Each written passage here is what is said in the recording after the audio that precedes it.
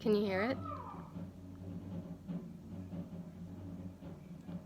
That's what it sounds like when Mr. Rosenberg goes into the garage to work on his music. Usually looks like that. I'm in bed working on not getting up on my foot, which I hurt, but I'll go to the doctor this week and figure it out. Just a stupid toe. But I need it, so. And I'm in bed with this lovely guy, that lovely fellow.